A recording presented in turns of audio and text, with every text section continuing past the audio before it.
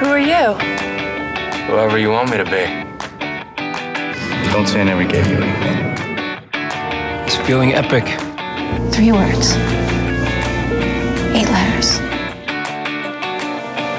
I remember everything. Hello, hello. Welcome back to another very special episode of Previously on Teen TV. I'm Jillian Benani. And I'm Claire Wojciechowski. Now, it's holiday time, so we have a very special holiday-themed app of the podcast. We will be doing a Teen TV holiday episodes draft. Yes, I am excited and nervous for this one. Yes. Because I have seen a lot of holiday episodes, but it has been a minute for a few of these. But I'm excited to dive into all the merry madness. I'm ready for our competitive spirits to come out. We love a draft. We do. Love, going up against each other, fighting for these shows. I know. I'm excited. Yeah. So you're going down, Claire. I won't disagree with you. It's probably true. You're probably going to have the better draft. I feel like you play to win. And I'm like, I'm just here for the game. I'm just here to have fun. Claire's like, I'm here to talk about these shows. And I'm like, I am here to bury you in the ground and have the best holiday episodes that everyone ever saw. I'm so pleasant around the holidays. Okay, so there is a variety of different holiday apps on these shows. There's the shows where they go full holiday in their episode. Yeah. It is Christmas Day, we're celebrating. And then we have some of these shows where the holiday is maybe a little bit, it's there, not full on. Right, it's in the background. Exactly. It's Christmas time, but the episode is not Christmassy. Yeah, we got other drama going on in the app. So we thought that the best way to draft these episodes would be when we would watch them. So we have a variety of different categories. The categories are the episode you'd watch first night home for the holidays. So, you're back in that twin bed. And what are you going to watch? Yeah. Then there's the one you would watch Christmas Eve, the one you'd watch Christmas Day, the one you'd watch day after Christmas, the one you'd watch when you're back in New York, back, in your apartment, breathing up a sigh of relief. Relief that you are done with the holiday. That was fun, but I'm glad to be away from those people. Exactly. The one you'd watch New Year's Day. We're bringing New Year's into it. It's part of the holiday season. And the one you'd watch anytime, any day. Yes. So you can watch this episode year round. Right.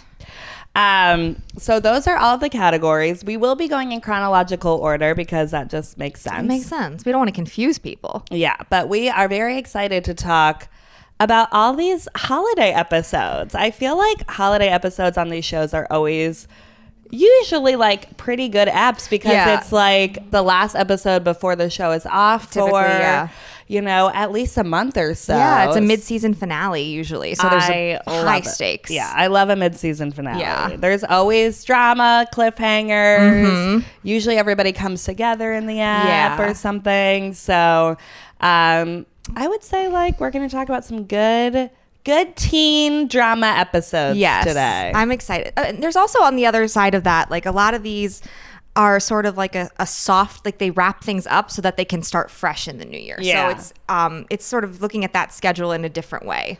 Yeah. We're ending all these storylines before the end of the year, and then come January or whenever, we're going to start new with some new drama. Some of them they just really want to wrap up, you can tell. Yeah, they're like, this didn't work. We gotta cut it off at the knees and do clean slate going into the new year. I love it. This will be fun though too because we can kind of reveal a little bit about what we do over the holidays based on our picks, I feel like. So yeah, there are definitely some of these that I watch every single year. Yeah. And then some of these that I don't. And it's not that I don't like them. I don't know. They're not as Christmassy to me. Yeah. So I just sort of leave them in the chronology of the show. Okay, so to decide to see who goes first, producer Jessie has come up with a tiebreaker question for us. So Jessie, whenever you're ready.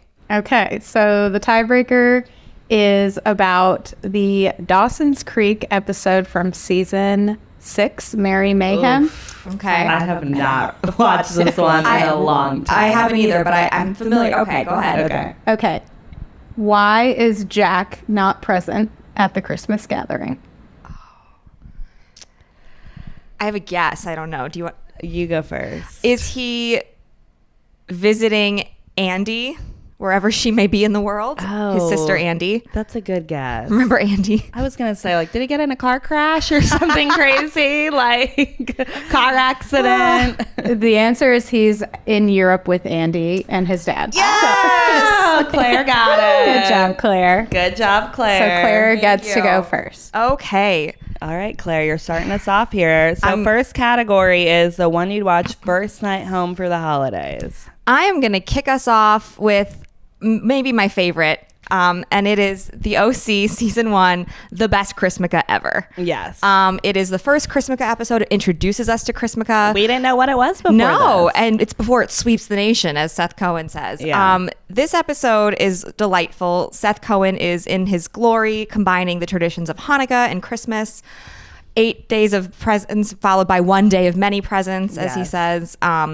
Ryan is feeling awkward because like he doesn't have any family traditions, and he sort of feels like he's not part of the family. He feels a little left out. Well, you know what we get in this app that I love.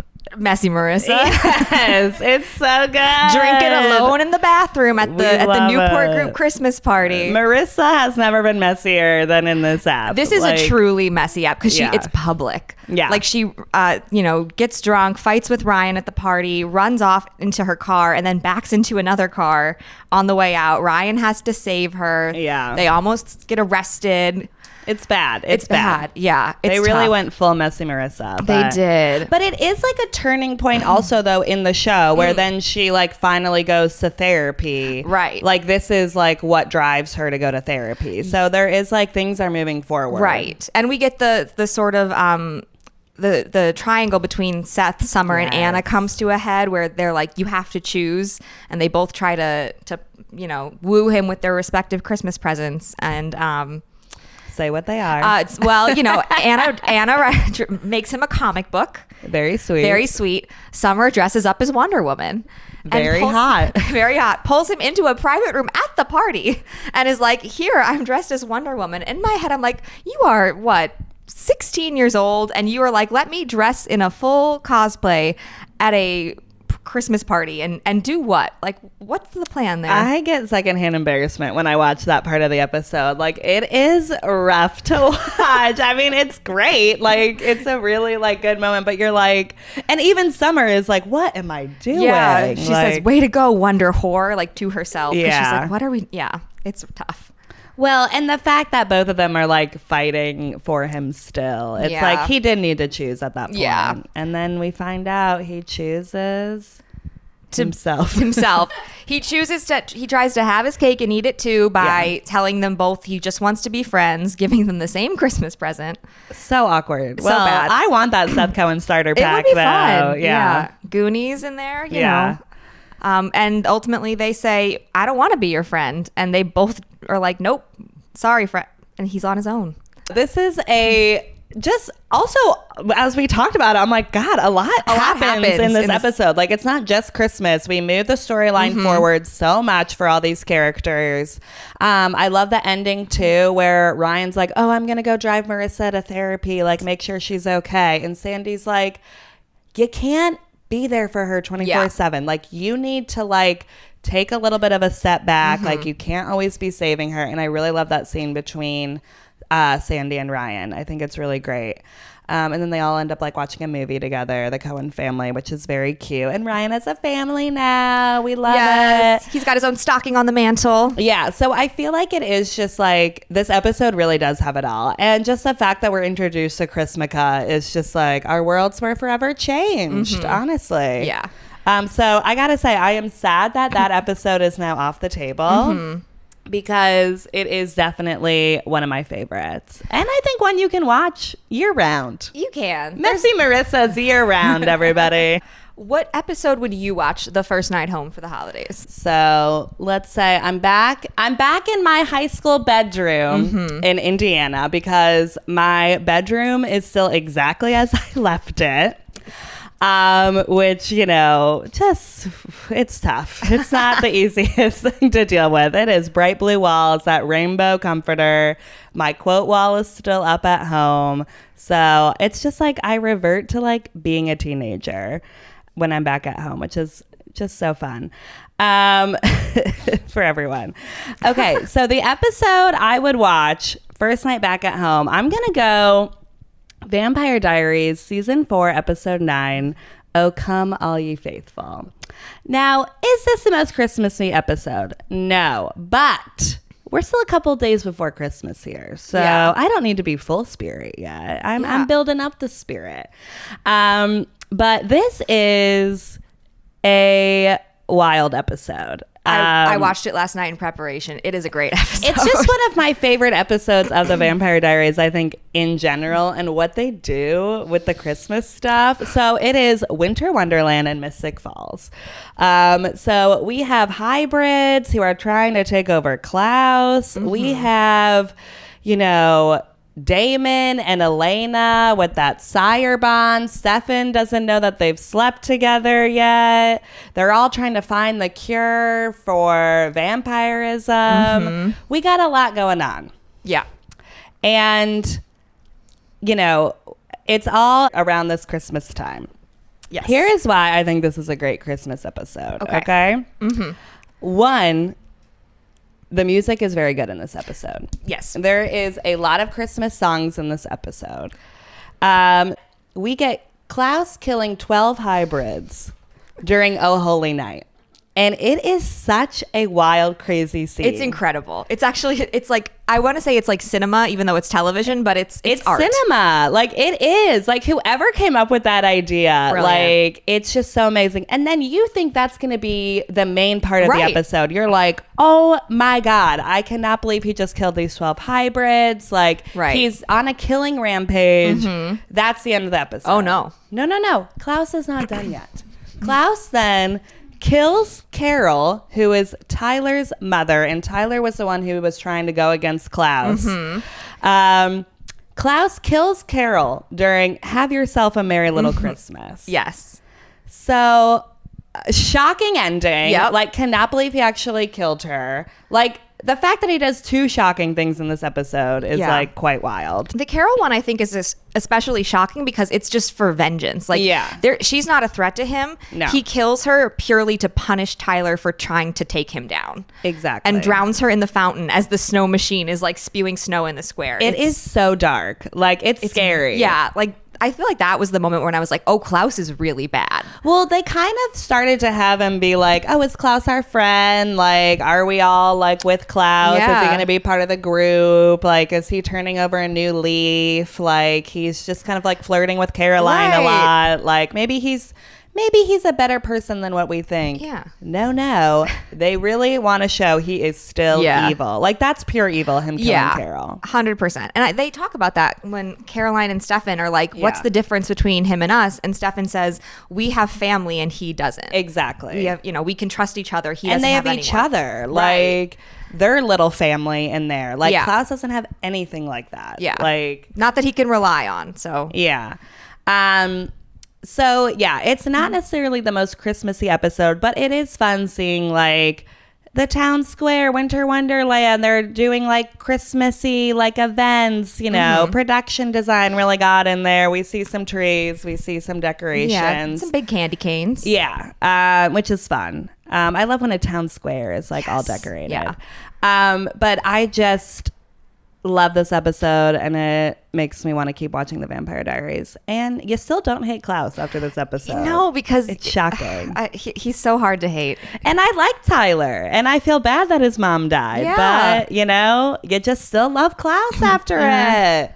But yeah, a lot's revealed in that app, and I think that's really why I like it. It's a big turning point. We also learn a lot about the cure. Right. We learn about Silas, so it like builds up a lot of the storyline that's the remainder of the season. Yeah, so. yeah. It leaves us on like a shocking note, but Yeah. sets the tone for, like you said, the rest of season 4. In my opinion, that's a great mid-season finale. Yeah, that's what you want. Exactly. So, just in my high school bedroom watching Klaus kill people is what I want this holiday season. All right. Is it my turn? Yes. Now for category? Yeah. So now we are moving on to the one you'd watch on Christmas Eve, and you start us off. Okay, so the one I would watch on Christmas Eve is from Gossip Girl, and we're talking season 1, episode 11, called Roman Holiday. Okay. So I've chosen this one for Christmas Eve because it actually is Christmas Eve on the show. Right, important. So I love that. A lot of these I feel like just take place in the holiday season. And they're like, oh, it's still 2 weeks till Christmas or whatever. This one is actually Christmas Eve. So to set the scene a little bit, we have Blair's dad, Harold, comes home for the holidays with an unexpected guest, his gay lover, Roman, who I just want to say Roman, but it's Roman. So we get a lot of good, like, Blair family drama. She's scheming. She hates Roman. But I love that the Waldorf family comes together in the end of the episode. We also have a lot with Dan and Serena. They're trying to find the perfect Christmas gifts for each other. Of course, Serena gets him an expensive watch, and he's like, that's just not me. I can't accept this. Take the watch, dude. Take the freaking watch, because then she's all around the city trying to figure out what to get you. Vanessa has to help. But Vanessa. It all literally comes together in the end when Dan and Serena have sex for the first time on that mattress in the snow. Yeah. Did you say literally comes? Yeah. I did. They come together. They literally come together. Doubtful. We don't get to see that on the CW. They don't show us such things. I know. We see a lot of other sex scenes on this show. We didn't get one with Dan and Serena. We just get them making out on a mattress on the floor. Well, it was different with Dan. Which she says in the next year's holiday-ish episode. Yeah. It was special with you. So yeah, I think this is a great episode to watch around the holidays. You get to see New York City around Christmas time, which we love. My only naysay about this episode is that Nate and Chuck are not in it. They're very break. focused on the Waldorf family drama, which we love, but Yeah, that's a bummer. Roman could have gone away for some Nate and Chuck, that's for sure. Okay, Claire, what about you? Christmas Eve, what are you watching? So Christmas Eve, I am going to go with Glee, season 3, episode 9. Oh, wait, season 3, episode 9. Interesting I was going to say, I was Okay. like, I don't know if I'm taking the episode you think I am. I'm taking 3, episode 9, Extraordinary Christmas. Yes. Which is the second Glee Christmas episode. And it is when, I believe it also culminates on Christmas Eve. The Glee Club is hired to do a live holiday special for local cable access remember television. This app. It's a wackadoo app. It's a wackadoo app, but I kind of love it. And so it's very Christmassy. It is. Artie decides to produce it in the style of a Noel Coward-esque 1960s episode. And so when you get to that point in the episode where they're doing the special, it's all black and white. They're in this gorgeous mid-century modern house where Kurt and Blaine are roommates in quotes. They're singing, delightful old-fashioned carols, and they speak with weird little transatlantic accents. It's silly, and it is wild. It's weird. It is very Glee of just in the sense of they threw this at a dartboard and really tried to make it work. Yes. But it is very Christmassy. It is. It feels very Christmassy, and then they bring in the Star Wars Christmas special part of it, which was a culty thing that was lost to time. I've never seen it, but they do that. And everyone was I just remember being on Tumblr at that time, and I had to have a full explanation of what this episode was because I was so confused. Yes, it's very referential to things that I think the Glee audience did not understand. Right. I didn't fully understand it when I watched it the first time, but it's Christmassy. It's little zany. Yeah. And then you do get the sort of heartwarming part of it at the end where Sam and Quinn are working at the soup kitchen or the homeless shelter, which is the Glee Club's original plan to volunteer there and sing. And then they get this opportunity to do TV, and so they leave. And then at the end, they're like, you know what? We did a bad thing. People are less fortunate than us because Rory, the Christmas elf, shows up and reads a poem or something. Oh my God, that guy from Glee Project. Yes, right? He's best forgotten. But wow. It's a weird episode, but I like it. Jessie, did you get that? What happened in this episode? Yeah. She's looking at us like, what? I know. The Star Wars part of this, I just remember being like, what? It was just I feel like they were basing it on so many different things. Yes, they're it was pulling from Star Wars, this. We got to bring in this cult thing into it. It was like, whoa. Like, but very Glee. Very Glee. And they at the end, they go and they sing Do They Know It's Christmas, which is a depressing fucking Christmas song to sing at a homeless shelter on Christmas Eve. But what are you going to do? Finn and Rachel are trying to find the perfect gift for one another. Classic. We love couples trying to find the perfect gifts for each other in these shows and these episodes. He buys her like a pig in Africa or something. Oh my God, I can't. It's all very silly. I love though and they do this a lot on Christmas episodes on these shows where they do like, oh, we're gonna be like back in time, and they make people have these accents. Yeah. And it's like, these people are playing teenagers on these shows. Like, they don't have like vocal dialect training. And it's usually like one person does it really well. Yeah. And everyone else is like, yikes. Like, it is not great. I feel like Chris Colfer's was very good. I think so. Leah Michelle really goes for it. Yeah. Hers is like the most noticeably different. Yeah. And other people are just like, I'm not going to do that accent. I'm just going to speak as is. Okay. And let me tell you, that's usually the better choice. Well, that's fun. Yeah. Thanks. Good Christmas Eve. Yeah. So taking us now into Christmas Day. Well, Merry Christmas. Merry Christmas. So on Christmas Day, I am going to watch the aforementioned Dawson's Creek season 6 episode, Merry Mayhem. Because I like a little chaos on my Christmas. And this one is the first one where they fully lean into Christmas. We get some Christmassy themed episodes in season 4. Yeah. But we don't see like the holiday itself. So this one, everyone's gathered for Christmas dinner at the Leary household. Joey, invites what's his name again? Eddie. Excuse me. Eddie. Sorry. Yeah, His name is Eddie. Joey invites her boyfriend Eddie for the holidays, and he says, oh no, I don't think we're there yet. Then he shows up with the Christmas tree last minute. We love that. These men who show up with these Christmas trees on the day of Christmas. On the day of Christmas. Days. It's snowy in Cape Side. He's got this pickup truck. He's looking great standing there with his Christmas tree. Love that. So he's there. Dawson's got his actress girlfriend there. Todd, the director, is there. It's chaotic. And then Todd gets drunk, and he doesn't really know any of these people. He's just along for the ride. Yeah. Audrey is going through a deep spiral with her addiction issues, and she steals Gail's... Poor Busy Phillips. I know. She's like raiding the medicine cabinet and taking these painkillers from Dawson's mom. And so the two of them are at the Christmas dinner table just like saying crazy shit. Like Todd is being funny and hitting on Jen, forgot that he hit on her previously. And then Audrey calls out everybody. She calls out Dawson and Joey for like sleeping together and not dealing with it. We love a good somebody getting drunk or messed up on pills and calling people out on Christmas. That is classic. Yep. And then everyone, they're like, Audrey, come on, like let's walk away. Let's have some coffee or whatever. And she's like, nope, fuck you. Takes the keys, walks outside the door, gets in the car, and then drives her car and crashes it right in front of the house, I believe into a tree or something. It's tough, but it's exciting. Happy holidays.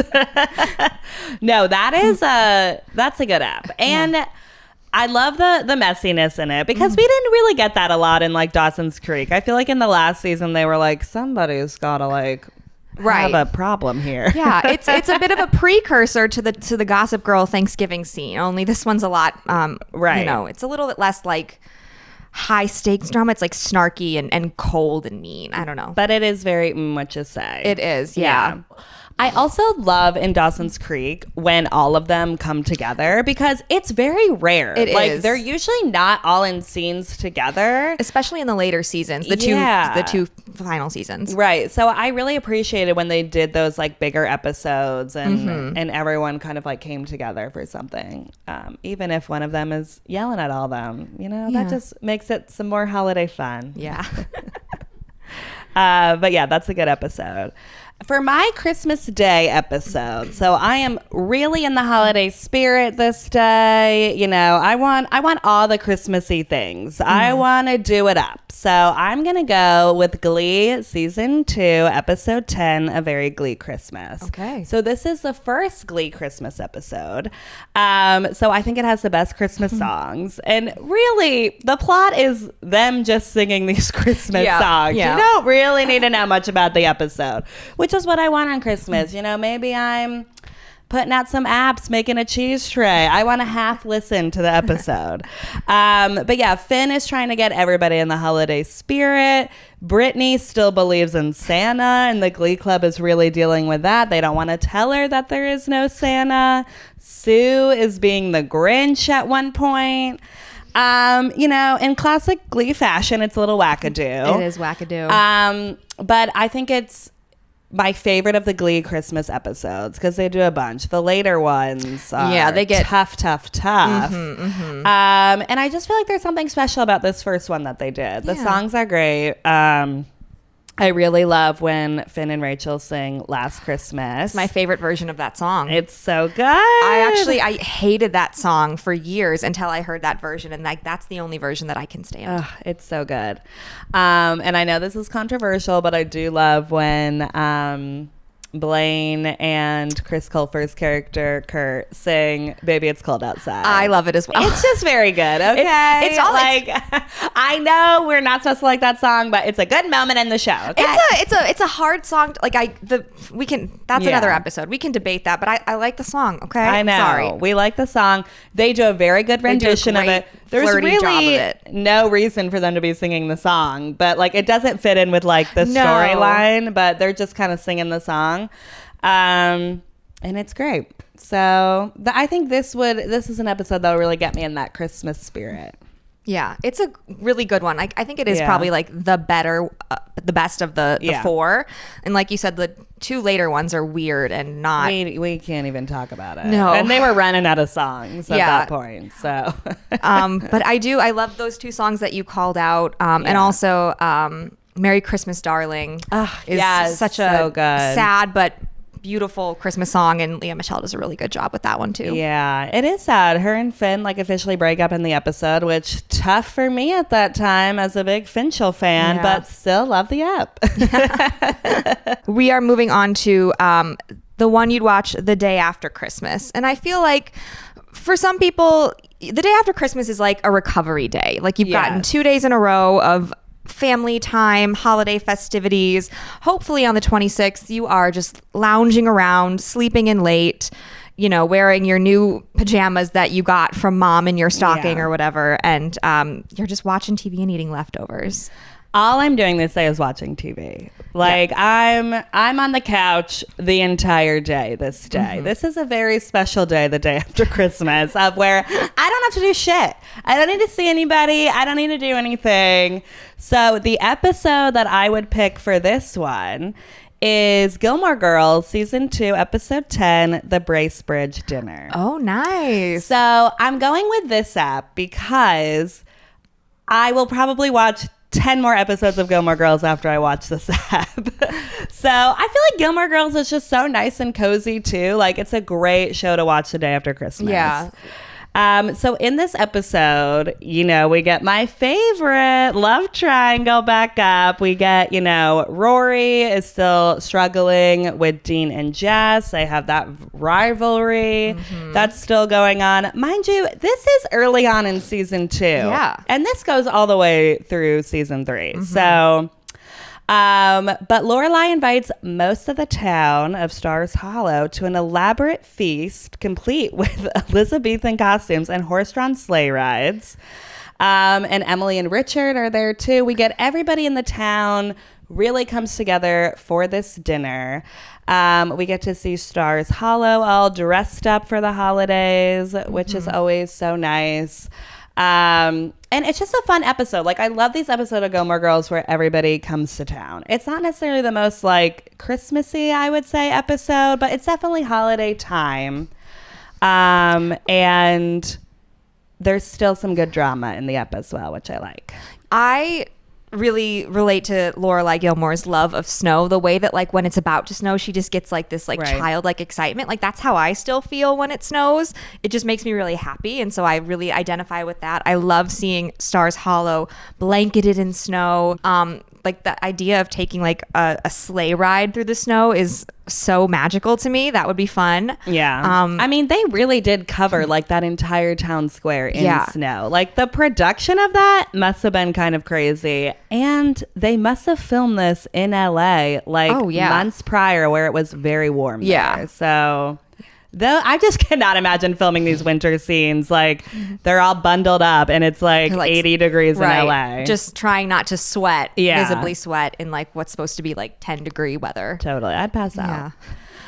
Also, Jess is in this episode, so that's why I would go with that one. Any episode with Jess is a winner in our book. It is. All right, Claire, day after Christmas, what are you watching? So I am looking for something that's still holiday spirit, but maybe less festive, if you will. I'm going to go with something a little bit darker, and I'm going to choose Pretty Little Liars, How the A Stole Christmas. Oh, fun. So this episode was sort of, it was in the chronology of the show, but it was kind of standalone. Like I think season 5 part A ended a few months earlier. Okay. And then we had this episode as part of the freeform 25 Days of Christmas thing. Love that. And then the rest of the season didn't actually start until January. So it was kind of like a holiday special, even though it was in the same timeline of the show.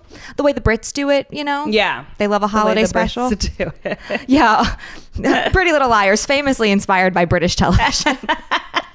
Well, so many twists and turns in that one. So this one is the liars have to attend the snowflake ball I love a snowflake ball that Allison's family is holding, seemingly just for appearances, because like her mom is dead and her dad and brother are MIA, but Allison is still, somehow the family is hosting the ball, even though she doesn't seem to be in charge of any of it. Yeah.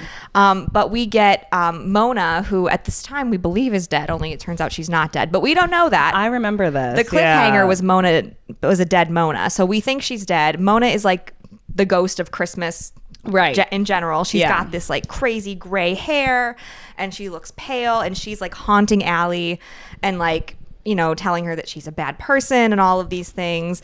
And then they use the ball as an opportunity to break into Allie's house to find clues that she killed Classic. Bethany Young, who I gotta tell you, I watched this episode and I was like, I don't remember who Bethany Young is. There's like 37 murdered girls on this show and they all look alike, and it's tough. If you've seen PLL, you know what I'm talking about. It's wacky. Anyway, I mean, I haven't seen it, but I know it's wacky. It's wacky. We get Toby, a lot of dead girls, doing a full rear window where he's got like a broken leg and he's trying to take pictures into Allison's house to keep them safe.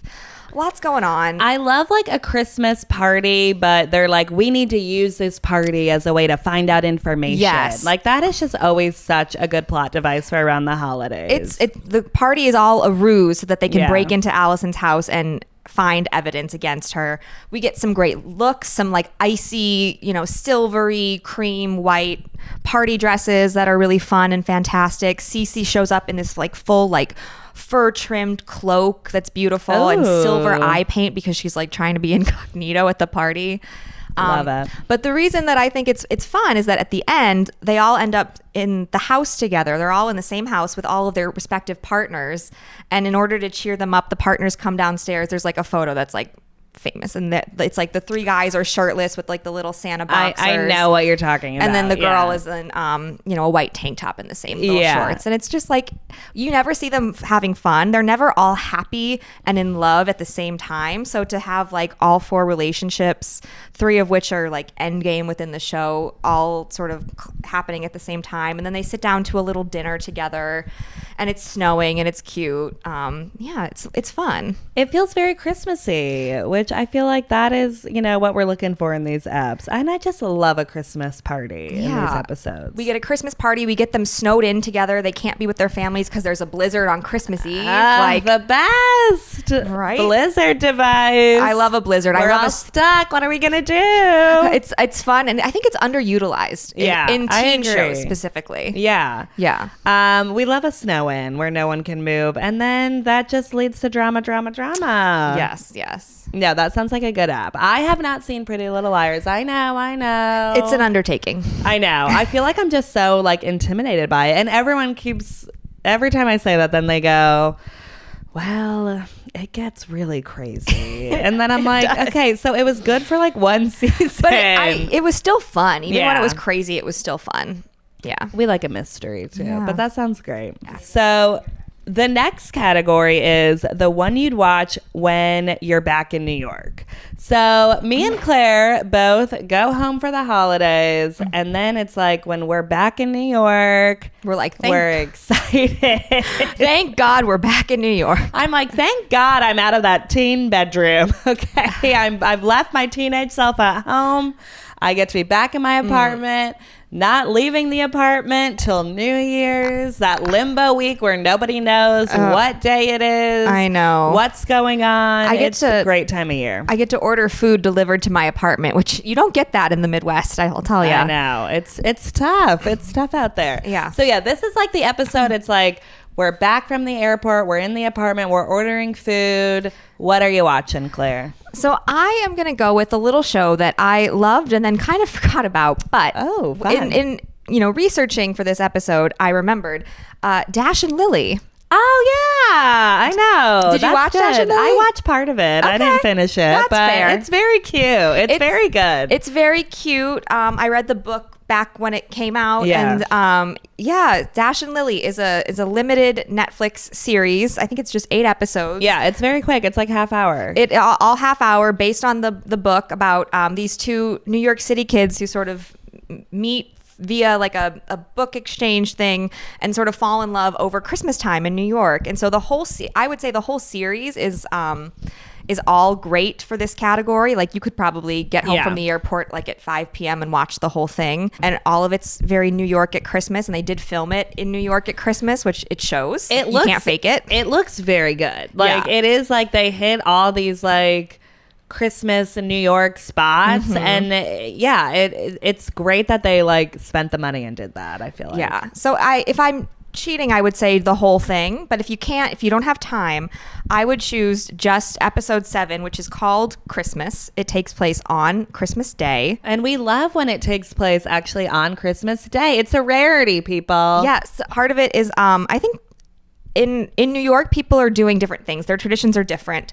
The family structures are a little different. And so Lily wakes up on Christmas Day. And she ends up trying to find Dash, and she goes to McSorley's Ale House, which is not a very Christmassy destination, but it's a very New York destination. Yeah. And it's the oldest bar in New York. It is. And she gets drunk with all these other like she has like a caroling group. She gets drunk with them, I think. Maybe that's the book, and I'm How old conflating is Lily? She's underage. Okay. She's in I high was school. Like, I want to be clear, right? Like she's a teen, right? She's a teenager. Yes, they're both in high school. I think they're like seniors, maybe. I don't know. I don't remember. As we've seen on these shows, teens in high school like to get drunk on Christmas, okay? But I feel like it's like a very like, I don't know, like a New York thing where you go to the bar and it still feels like you're not alone because you're with all these other people who don't have holiday plans. And then there's like a lot of zigzagging and they end up with Christmas dinner. And so I don't know. I don't really know why I chose that episode. I guess just because it's Christmas Day, and something about being in a non-Christmassy place on Christmas Day feels New York to me. Well, it's also very like it takes place in New York, Right, and you chose this one for the "You're Back in New York" category, Yes. which makes sense. So yeah, I mean, I think it's a good fit. I think, again, any of those episodes will be back in New York appropriate. It felt weird to watch them when I was at home in Illinois the first time around. It was like, no, this is wrong. But yeah. I know. Christmas in New York really is just the best. It is. So for my episode when I'm back in New York, I'm also going to go with a very New York episode. I'm going to go with another Gossip Girl episode. I know this is the second one I'm choosing. I had a feeling. But it just makes sense. Gossip When you're Girl back is- in New York, you missed it over the holidays. You want to be as immersed in New York as you can be. So instead of going outside, I'm going to watch season 2, episode 12 of Gossip Girl, It's a Wonderful Lie. So this is a snowflake ball episode. Yeah. I mean, who doesn't love a snowflake ball? This is not the better of the Christmas episodes, but also not the worst. Unfortunately, we get Aaron Rose in this episode, though, which is Serena's literal worst boyfriend. Like, I was rewatching this up and I was like, that guy is horrible. I just can't even stand him speaking. Yeah, he's tough. And I love it, years later, I think Blair makes a reference to him about how terrible he is. Yeah. But we get Blair and Chuck, kind of scheming with each other in this episode. They're not together yet. They choose dates for each other for the snowflake ball. Little J is being very devious. I think you were going for deceitful and devious. And maybe that's just a new word I just invented. I mean, that describes Little J. That devious. She is devious. So yeah, Little J, gets Vanessa back for kissing Nate and gives her a gown that is completely see-through. But I gotta say, Vanessa's never looked better than in that dress. I know, so honestly. You're welcome, Vanessa. I was watching that scene because I also rewatched that episode, and I was like, what's wrong with that? People would deliberately wear that now. Yeah, it looked good. She was in full underwear, I think, too. Work it, girl. Yeah. But also, at the same time, how would you not notice that? I know. Before you walked out of the house. They really made it seem like it was only really, really bright light that would do it. And it was a stretch. Yeah. But I do think it's a very gossipy girl episode. Yes. There's a lot of drama that's going on, a lot of romantic entanglements. Little J's wearing a lot of eyeliner. So Always. It's a classic Gossip Girl ep. And it ends in a big cliffhanger where we find out that Bart has been in an accident. Yes. And this is he dies, or so we think. But it's a pretty big cliffhanger, and a lot changes after this episode. Oh, so everything changes, Yeah. especially for Chuck and Lily. Bart's dying is a huge driver of storyline for seasons to come. Yeah. So yeah, not just for this season. So love a big cliffhanger at the end too. I feel like when we were watching this live, we were like, what's gonna happen? Yeah. I can't wait a month. I need it now. So this is a fun Gossip Girl episode, and fun to watch around the holidays. Yeah, that's a good one. Someone needs to invite me to a snowflake ball. I know. That's what I want to do over the holidays. What? Should we just throw one? We should. Yeah. Next year. We'll have a previously on Teen TV snowflake ball. That could be fun. Everyone has to dress in snowflakey whites and blues and silvers. I'm gonna wear Vanessa's dress. Yeah, just fully sheer except for the undies. Yeah, that's gonna be the theme. Dress like Vanessa at the snowflake ball. Yeah. It's the next Met Gala. Yeah. Okay, so next category up. So this is the episode you'd watch on New Year's Day. So I gotta go with one of the greatest New Year's episodes of our time. It is the OC. So this is season 1. It is called The Countdown. And we get a lot of great stuff in this episode. We are introduced to Aunt Haley, which is so fun. Ryan is coming off of not saying I love you to Marissa and saying thank you. Classic teen moment there. We get Sandy and Kirsten going to a swingers party, which is a lot of fun. We get Aunt Haley throwing a party. The boys are stuck, locked in the pool house. Ryan, is he going to make it to Marissa on time, or will Oliver kiss her at midnight? And then we get the amazing scene of Ryan running to the hotel. The elevator's not working quick enough. We're already on the countdown of 10, 9, 8. He's running up the stairs as fast as he can. And he makes it on time. Him and Marissa kiss at midnight, and he tells her he loves her. And it is a beautiful moment. So as you were describing it, I was picturing it all in my head. Him running up those stairs, trying to get there. Oh, so good. It's such a good TV moment. That is a solid TV moment. I mean, we know he's going to make it on time. We know. Yeah. I mean, we think. I don't know. Oliver's pretty devious. I mean, making those mojitos. Yeah. I know. So it's, I just love that TV moment of him making it there on time. And you're like, Ryan and Marissa, I know. you're perfect. He bursts through the door and just says, I love you, and then kisses her as the clock strikes 12. Oh, It's hot. And she's wearing a great dress. Oliver is nowhere to be seen anymore. Yeah. And we also have things come to a head also with the love triangle of Seth, Anna, and Summer. So Summer and Anna both end up at this New Year's party that Oliver and Marissa are at as well. And they're both think that the other one is with Seth. No, it turns out none of us are with Seth. But then we get Anna at the end going to Seth Cohen, and then they end up together after this episode, which I did not love as much. But you kind of feel like she gets in by default because Well, she's yeah.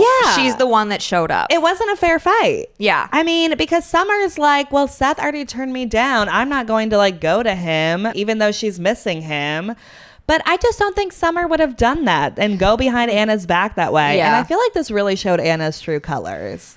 Yeah, it's not a great look for her when she's like, no, we're going to be united and not let this man, walk all over Yeah, us. and then she's look like, at what "Eh." she did. Yeah. Look what she made me do, Seth Cohen. So, in the spirit of things, I'm going to go with the other OC New Year's Eve episode. Oh, wow. Which again is a season 4 episode.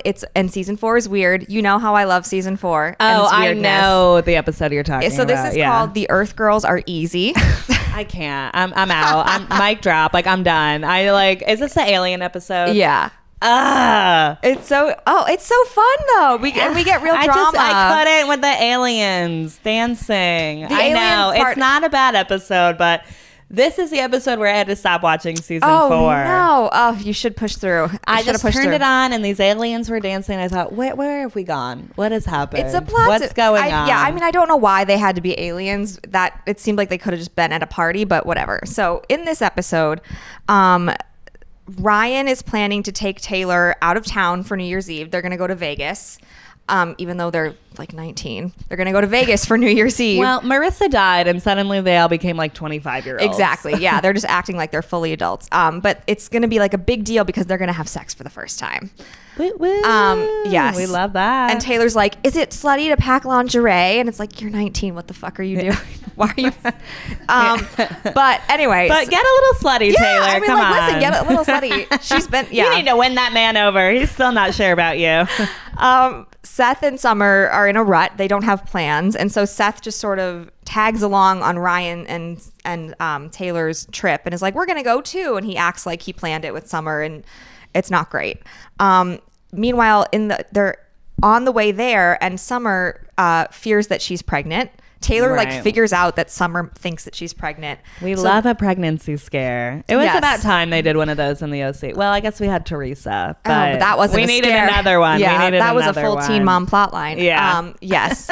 So this is they're stopped at a gas station in the middle of the desert, and Summer takes the test, puts it in her purse, and then a woman dressed as an alien who is also in the restroom steals her purse off the floor of the bathroom. I can't. And they're like, we need to get her purse back. It's important. And they give chase and they follow the alien girl to a alien themed rave in the desert. No, I'm out. I'm done. I'm done. These hijinks, this is not the OC. To me. It's the OC This is not season my 4. OC. I don't know. Fine. It's weird and wacky and I love it. I know. I love your love for season 4 of Thank you. the OC. And I know it's not the same. It's not the Right. same. But I love it in a different way. No, I mean, you're right. This is a good episode, for drama in this season. And it feels like we're finally left the Marissa of this all, Yes. behind. They're clearly trying to, move forward and, progress different storylines. Yes. And a lot does happen in this episode. Right. We get this Seth proposes to Summer at the end of the episode. Right. And then they're just both kind of like, oh, I'm not pregnant. What do we do? So we get that turning point for them. Yeah. Ryan and Taylor have a talk about their relationship. We also get Julie Cooper is throwing a party for her matchmaking service, which is also is this the escort service one? This is the one where this is escort. Matchmaking is season 3. But it turns into an escort service, so she's trying to hide that from the bullet. And then there's this mysterious man who's like, Julie, I know your secret. And it turns out that the mysterious man is, do you remember? Ryan's dad? Yes. I was right. Yes. So that's all happening at the party. Like Julie, they make it seem like he's gonna be like, you have to sleep with me to keep your secret. And in reality, he's just like, I'm Ryan's dad. Can you help me get to know him? I did like the reveal of Ryan's dad. We needed that. That was unexpected on my part. I that was not expecting Ryan's dad to come back into the picture, Frank, but Frank Atwood. Also, wasn't expecting Ryan's dad to be named Frank, of all things. I know he doesn't look like a Frank, but we get that side of things. A nervous Julie Cooper who's worried her scheme is going to unravel is always entertaining to me. Definitely. I mean, Julie Cooper is always bringing it. Yes. No, I respect your decision for the episode, Claire. I know you don't agree with it, but Well, when I was rewatching, I was like, this is like a good episode for that season. I'm just not the biggest season 4 fan. That's fine. But No I hold grudges, so... Okay. I was not going to move on after Marissa. That's fair. Should we talk about the episode that you could watch any time of year? Let's do it. Who goes first? I can't remember now. I believe it's me. Wow. You can go first if you want. No, as a gesture of holiday goodwill. No. Okay. I'm like, why do you want me to go first? Is there a reason, Claire? No. I don't think you're going to pick the one that I'm going to pick, so I'm not concerned. Well, I'm excited to hear your pick. Tell us. All right. So I am going to go with Legacies, season 2, episode 8. I would not have picked that. I know. Called This Christmas is Surprisingly Violent is the name of the episode. Okay, this is a good episode. I do remember this. Yes. So this is a fun one because it takes place in the chronology of the show. It's October, and they acknowledge that in the show. So they're at the school, the Salvatore school, and it's October, but everyone is celebrating Christmas. And Hope, our main character, is like, this is weird. Why are we celebrating Christmas in October? And it's because Malivore, which is the villain for all of the series, basically, has released the Krampus into the Krampus. Malivore just keeps releasing monsters, and the Krampus is released, and he makes everyone think that it's Christmas in an effort to like distract them. And so people are celebrating Christmas time, even though it's October in the show. Of course, the episode aired in December. Lots of things happen. They figure out that Krampus is behind all of this. They release Krampus's captive and mortal enemy, Santa Claus. And Santa Claus kills Krampus and undoes the magic. We also get in this episode, Alaric comes back to the school, which is exciting. We love Alaric. Lizzie and hot vampire Sebastian. He decides to stick around. Oh, I love hot vampire Sebastian. Right? Yeah. He stays around, and then they end up having sex. So we get a little teen romance there, a little TNA. We also get... What's TNA? I don't know. Oh. I feel like I've heard... What? It's just like... Okay, I will tell you this. It's like an expression that's been used. I've heard that. But I think, is it just teen and adult? Like it's teen and adult audiences. Producer Jessie, can you fact check me on this? TNA? I've heard this used before. I have never heard this. It's like an older expression. I feel like it was used more in like the 80s and 90s. Oh. I'm just TNA. I'm not getting anything. Okay, well, can we? I'm getting training needs analysis. Oh, can we cut that then? We're leaving this. Leave it in. I'm just talking out of my... What did you mean to say? Like, what were you referring to? I feel like I've heard it. Some teen, but what do you think? No, okay. So I feel like I've heard it used in reference to like time and attendance. No, I don't know. I don't think that's it. But what think? This is exciting.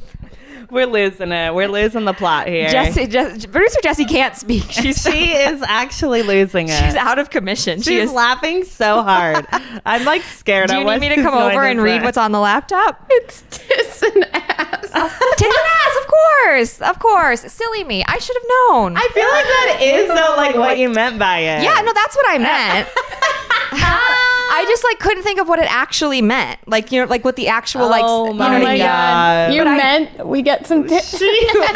We don't get actual tits and ass over the holidays. We don't get actual tits and ass because again, it's a CW show. But we get some hot making out. Okay, that's all We're that I gonna have meant. to mark this as explicit now.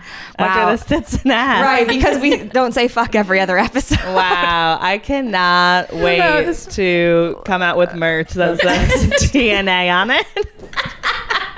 I knew that it meant something like that, but I forgot what it actually meant. That was fun. Anyway, well, I'm glad we all learned something on this episode. Yeah. What were we talking about? Nothing says Christmas like tits and ass. Oh my God, I want that on it. I do want that on a t-shirt. Oh God, that's what I'm gonna get you for Christmas now. Please do. I'm just gonna get you a shirt that says Marnie. Yeah. Marnie is deceivious. Oh, just see me as that was fun too. Yeah, write this down. All of this is merch for the future. And we were talking about legacies. Okay, are you still in your plot? Are you still going through this? I mean, I was. I can wrap her up. You know, Lizzie and Sebastian. They are doing it. Can't think about anything. No, but what the special, the also the memorable part is the sweet part of the Christmas holiday is that Landon remembers Hope finally, and they get back together. He chooses to be with Hope. A Christmas miracle, right? And they reunite, which is great. And then at the end, we get the reveal that the necromancer is back to cause havoc. And the necromancer was always a fun time. This was a really well done episode of like, it's not Christmas in the show, but like it's Christmas in real life. So we're going to kind of like put some holiday cheer in there for people and give it like a little bit of a theme. Yeah. Yeah. Great up. Well, now I'm just thinking about other stuff. She's just thinking, you thinking about TNA? Yeah, always. Only thinking about TNA. Okay, so... Final episode. The one I'd watch anytime, any day.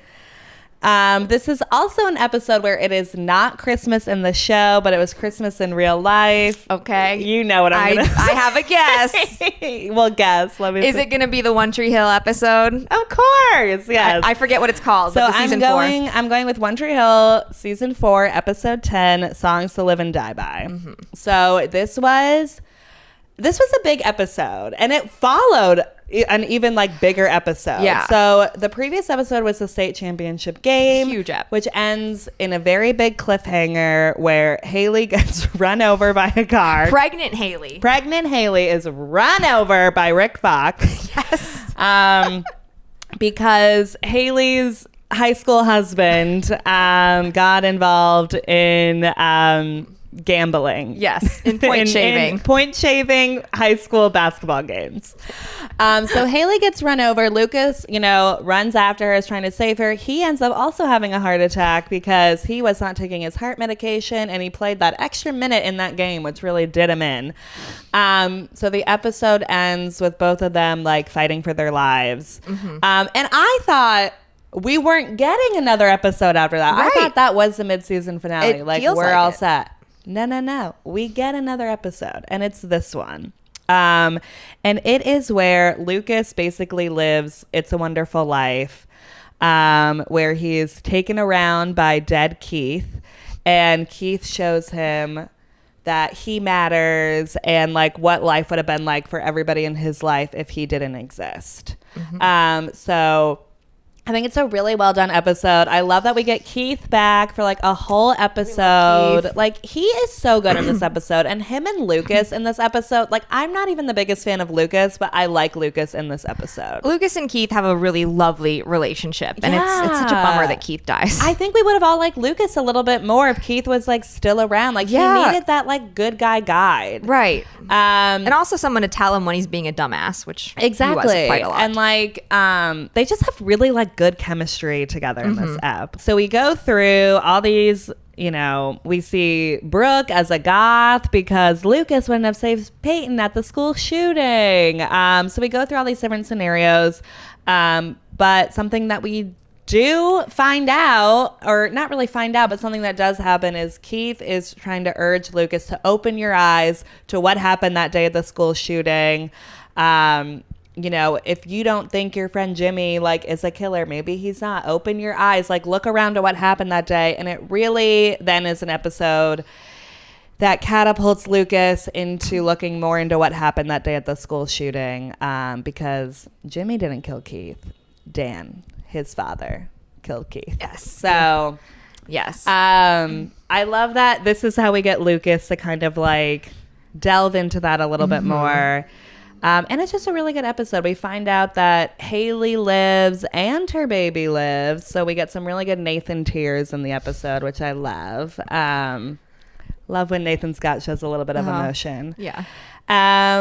So yeah, it's not a Christmassy episode, but they also have It's a Wonderful Life playing on the TVs in the hospital, which I appreciated. I thought it was a creative way to bring the holidays into it. I always love when a teen show does that. When it's not like both of our picks were, similar in that it wasn't Christmas time on the show, but they found a way to write it in there to evoke, traditional Christmas themes. And It's a Wonderful Life is, it's an easy sort of reference to make in a holiday episode, but it's effective because so many people know what it is. They get it. I just think it's a great device of no, life would be very different if you weren't here, and you've impacted people's lives. And it's an emotional plot device, and I love it. It just, brings out all the feels, that Christmas spirit and magic. Okay, I have some episodes I'm mad that I didn't I was going to say, do we want to each pick like a wild card or just run through our honorable mentions? Let's do some quick honorable mentions. Okay, we only get to pick one honorable mention. Okay, let's do it. I love putting up some guardrails for us. I know. Well, we could talk for hours. You go first. Okay, so my honorable mention that I'm sad that I did not draft is Veronica Mars, season 1, episode 10, An Eccles Family Christmas. So this is where a holiday poker game is at Logan's house, and winnings disappear, leaving Veronica to have to figure out who stole the poker winnings. So we get a very good mystery storyline, like mystery of the week storyline in this one. And then we also have Keith helping out Lynn Eccles, aka Lisa Rinna, which we love a Lisa Rinna appearance. Find out who is sending threatening messages to her husband Aaron, who is played by her real life husband Harry Hamlin. And everything comes to a head at their big Christmas party, and Harry Hamlin ends up getting stabbed by his mistress in this incredible scene. So we get a lot of Lisa Rinna and Harry Hamlin in this episode, which is lovely. I'm obsessed with it. I love that they played this, husband and wife on this show to one of the teens. And the stabbing at the Christmas party is honestly kind of funny. But this episode also, a lot changes after this episode because it comes out that he's been cheating on his wife for all these years. She goes into a depression, ends up killing herself. Then a lot happens with Harry Hamlin's character. So it really is like a transitional episode, I think, for the entire first season as well. But you gotta love Lisa Rinna just being like, but I have the big Christmas party tonight. I can't not have people over for the Christmas party. I don't care if we have a stalker. It's amazing. Yeah. Okay. Wow. I have not yet watched Veronica Mars, but it's on my list. It's that's how I'll be spending my Christmas holidays, watching Veronica Mars. As you should. So I'm looking forward to seeing that episode in particular. Okay. What's your honorable mention, Claire? Oh, there are so many to choose from. I know there's so many holiday eps in these shows. You gotta love it. So do I go with a show that we've talked about quite a bit, or do I pick something completely new? What do you think? I think go with what your heart desires. I mean, you can do either. I'm curious of what the one that we talked about a lot. Yeah. What do you think it's gonna be? Is it going to be from the OC? Yeah. Is it going to be season 2, the Yes. Chrismukah episode? Because that's a great episode. Yes. Yeah. And I was also like, oh, we should have talked about that one. Yes. So it's, as you said, season 2, episode 6, the Chrismukah that almost wasn't. Season 2 is messy, but this was a really good episode, I think, during that time. And it is drama. It is so good. Yeah. So it starts off with, Sandy and Caleb talking about the fact that Caleb is like, I'd rather go to jail than reveal that I had an affair and a secret love child, which is absurd to me. Right. You're a rich old white man. You're not going to do well in prison, sir. I know. It's just get the cat out of the bag already. Kiki's got to find out. I know. We also, thankfully, we dispense with many of the new partners. So Zach's out of town. DJ's out of town. We bring it back to the core 4, yes, Alex, which was needed at this thank time. God, yes. Yeah. Plus one, Lindsay, she's still there because she, as we know, is Caleb's secret love child. And so they are all randomly having Chrismukah together again. They've got, Julie and Caleb come over. Julie is sleeping with her ex-husband, and he's there too. And they're making out in the bathroom. Right. Hot. With his orange chicken. That's happening. You know, Ryan is supposed to uninvite Lindsay, who has never had a proper Christmas, because Marissa's going to be there, and then he chickens out and doesn't do that. Lindsay makes a Yama Claus, which is introduced. I love the Yama Claus. They're so cute. It's so cute. The one good thing Lindsay did was invent that Yama Claus. She invented a Yama Claus, which is adorable. So that happens. And then the secret, of course, comes out that Caleb, had an affair with Lindsay's mother, Renee, many, many years ago. Lindsay is his secret daughter. Kiki locks herself in her closet and won't come out except for anyone but Ryan, which is great. It's a really lovely moment for their relationship when he convinces her to talk to let them in. And then he convinces her to talk to Lindsay, which is like a turning point in the episode. Yes. And it's very sweet. Because he says something like, you're really good at like letting and accepting new members or something like that into this family. And it's very sweet because she accepted Ryan. Yes. And it took her a moment, but yeah, it did. But it all comes together in the end. Yes. Where they all are celebrating Chrismukah together. Yes. Summer saves the day. Summer saves Chrismukah by showing up at Lindsay's house with a decorated tree and presents and a snow machine. And that song is playing that they love to play. I forget the title of it.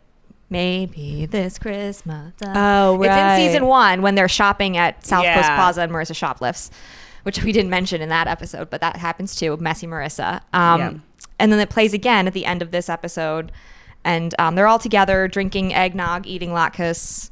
It's very sweet. And Kiki gives Lindsay a hug, and it's very sweet how they all come together to celebrate the holidays. It's really what Christmas is all about. Yeah. Chrismukah is all about. Yes. Friends and family coming together. Yeah, so I'm glad we talked about that episode because I do love it.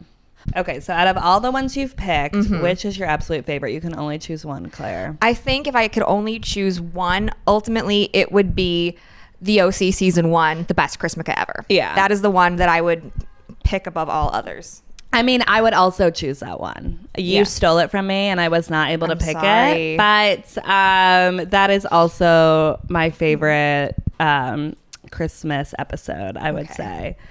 You've got some good ones on your list, though. Well, what's your favorite of mine? Of yours, I don't know. Yeah, because I chose yours. I chose my favorite of yours. So now you have to choose your favorite of mine. I don't know. Probably A Very Glee Christmas was what I would pick out of yours. One. Yeah.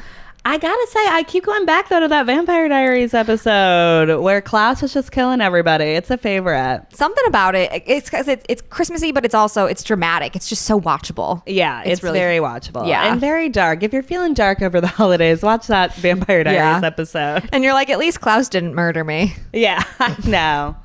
Well, he can murder me if he wants to.